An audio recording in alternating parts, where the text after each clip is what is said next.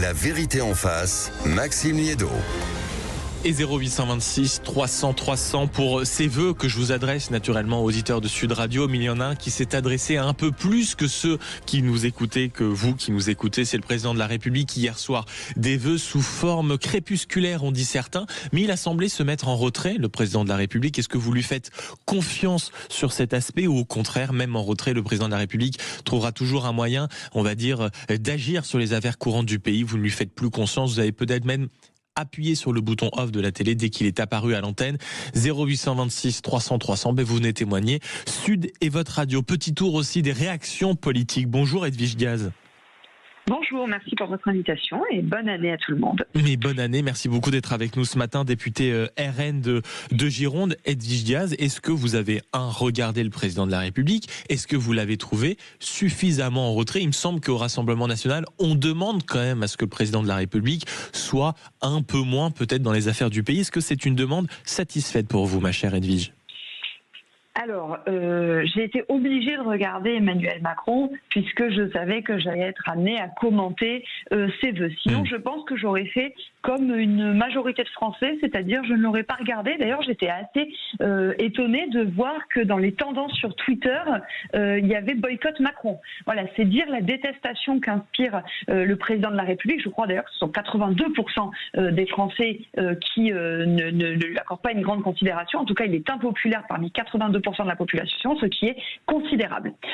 Sur sa mise en retrait, écoutez, moi je suis respectueuse des institutions, mais en effet, je la souhaite le plus possible. Et d'ailleurs, s'il avait c'est pas ce qui s'est passé hier soir, Edwige Diaz, entre nous. Est-ce que hier, le président ne s'est pas contenté d'adresser des vœux à la nation, sans rentrer dans le détail, sans faire de promesses, le Premier ministre à la manœuvre, les forces politiques au centre de l'équation, et puis c'est tout, mise en retrait respectée, non ?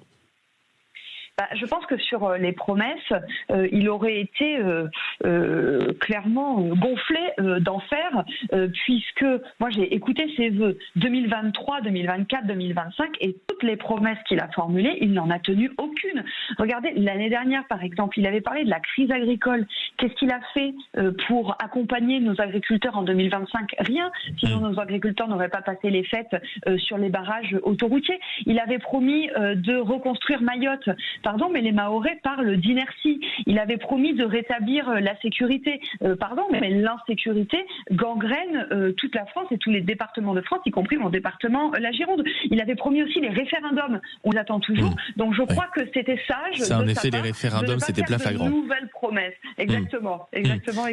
Edwige Diaz, autre question, en réalité, est-ce qu'il pouvait faire, très franchement, autrement? C'est le dialogue qu'on a eu tout à l'heure à 8h15 avec Arlette Chabot qui disait c'est vrai que peut-être que le président a loupé un coche, peut-être en effet que cette prise de parole était un peu singulière, mais est-ce qu'il pouvait faire autrement dans la situation que connaît la France et qu'il connaît lui personnellement, avec, il le sait, chaque heure qui passe, lui qui s'éloigne de l'Élysée et du pouvoir? Oui, je pense qu'il aurait pu faire autrement. Il aurait pu faire preuve notamment d'honnêteté, vous voyez. Parce que moi, j'ai été profondément choquée hier quand je l'ai écouté, l'entendre se satisfaire de notre situation économique. Moi, je vais vous donner simplement 3 exemples. Les entreprises se portent très mal dans notre pays. Vous voyez, moi, dans ma région, en Nouvelle-Aquitaine, au 3e trimestre 2025, ce sont 15 entreprises qui ont fermé chaque jour. La question de l'emploi aussi. Dans le département de la Gironde, entre 2004 et 2025, il y a eu plus de demandeurs d'emploi. Et puis il n'a pas dit un mot sur la dette. La dette qui a augmenté de 137 milliards d'euros en 2025. Donc, ne serait-ce que par ces 3 exemples, je trouve que c'est parfaitement injustifié de présenter une autosatisfaction en matière de situation économique de notre pays. Donc oui, il aurait pu faire autrement, il aurait pu faire preuve d'honnêteté. Edwige Diaz, dernière question que je voulais vous poser. En ce premier jour de l'année 2026, qu'est-ce qu'on vous souhaite à vous et au Rassemblement national? Au Rassemblement national, écoutez, d'abord, je souhaite que l'innocence de Marine Le Pen soit reconnue. C'est quelque chose qui est vraiment attendu par les Français parce que ce n'est pas à la justice de décider qui a le droit de se présenter devant les Français pour l'élection suprême. Donc Marine Le Pen est innocente et je souhaite qu'elle puisse concourir à l'élection présidentielle. Et ensuite, j'adresse tous mes vœux de succès à nos candidats aux élections municipales qui seront présents dans de très nombreuses communes et qui joueront un rôle majeur pour le redressement national, pour la préparation de l'alternance, d'un point de vue de la gestion locale, mais aussi d'un point de vue de la l'élection nationale l'année prochaine avec l'élection présidentielle. C'était les vedettes Vigias, députés RN de Gironde, et comme l'ont dit Jordan Bardella et Marine Le Pen, une année 2026 placée sous le signe de la conquête. Merci beaucoup d'être passé du côté de Sud Radio ce matin. 0826 300 300, les vœux du président de la République. Est-ce qu'il a compris, selon vous, Emmanuel Macron, qu'il fallait se mettre en retrait? On vous pose la question et vous avez la parole au milieu des différentes interventions politiques. Bonjour Nathalie. Bonjour à vous, bonjour d'un village d'irréductibles gaulois que j'appelle Béziers. Oh mais Béziers, évidemment, grosse salutation du côté de Béziers, ma chère Nathalie, vous allez bien ?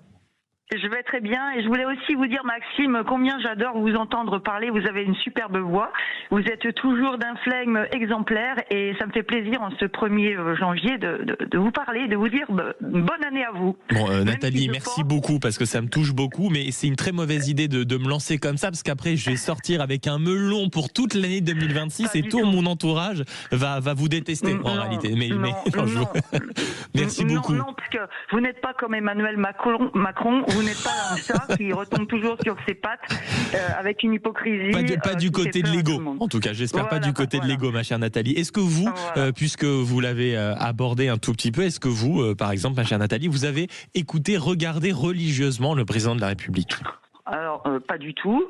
D'abord parce que je fais partie des 82% de Français qui boycottaient justement cette allocution.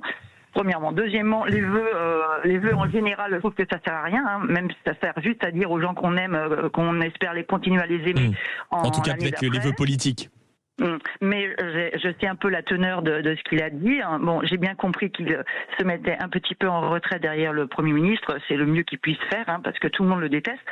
D'un autre côté, les Français détestent toujours leur président au bout d'un certain temps. Hein. Voilà. Ça, c'est ce qu'on appelle la logique mathématique, en effet. Ouais, on n'est pas très. Ils ont voté majoritairement les Français pour lui, pas moi. Moi, j'ai jamais voté pour lui, donc je me retrouve pas là-dedans. Néanmoins, il faut respecter la démocratie, puisque majoritairement ils ont voté pour lui. Et il faut qu'il assume. On a les politiques qu'on mérite, comme on dit. Exactement. Maintenant, il nous souhaite des choses. C'est normal. Hein, il nous a mis dedans, comme on dit poliment.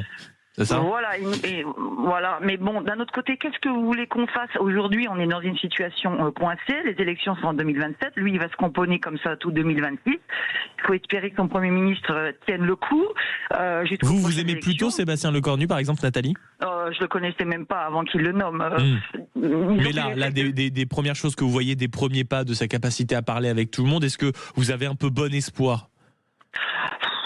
Pour le moment, moi, j'ai un espoir d'un grand changement. Je voudrais effectivement, qu'on revienne à des valeurs fortes, d'une part, et je voudrais qu'on restaure un petit peu l'autorité. Je voudrais qu'on restaure l'effort. Je sais que ça va aller difficilement pour nous parce qu'il va falloir qu'on fasse de gros efforts pour arriver à se remettre au niveau du monde et du monde entier, j'entends. Et il va falloir que ça va être dur. Ça va être dur. Mais j'attends une politique forte pour nous aider à nous restaurer, restaurer un petit peu l'entraide, restaurer un petit peu l'économie, restaurer un petit peu ce pays qui est si merveilleux à la base. Ça c'est sûr, ma chère Nathalie, qu'il est merveilleux ce pays. Et pour vous, qu'est-ce qu'on vous souhaite, par exemple, ma chère Nathalie ? Alors, vous me souhaitez un nouveau petit enfant, puisque ma fille attend un nouveau bébé. Ah, mais félicitations, heureux événement, comme on dit, heureux événement. Souhaitez-moi la vie, parce que il y a trop de gens qu'on laisse, qui meurent autour de nous, hein, plus on vieillit. Et souhaitez-moi juste d'en profiter un petit peu, un tout petit peu de sous pour un petit peu en profiter, et surtout du bonheur pour tous les gens que j'aime et qui le méritent. Et du bonheur, de l'argent, une joie de vivre indécente et finalement un entourage merveilleux. Merci beaucoup, Nathalie. Et l'envie, évidemment, l'envie d'avoir envie, comme disait l'autre, ma chère Nathalie. Merci beaucoup d'avoir été avec nous. Et vive Béziers surtout, où des salutations amicales à Robert Ménard qui a officié à ce micro pendant quelques temps. Merci beaucoup Nathalie. 0826 300 300. On poursuit le dialogue.